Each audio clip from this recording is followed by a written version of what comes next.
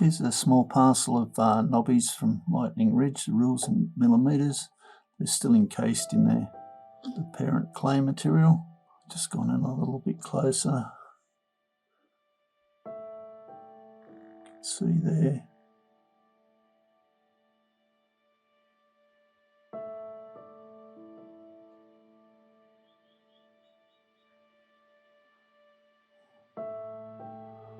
And it's still held in.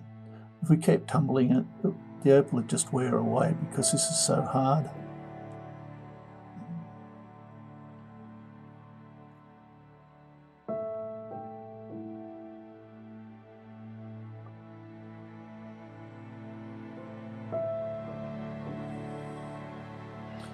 Little seams where the opal's infiltrated the clay, like a crack like that.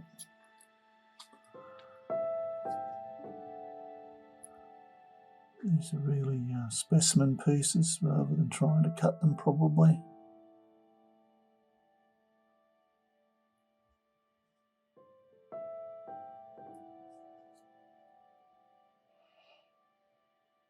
See the little tiny knobbies forming.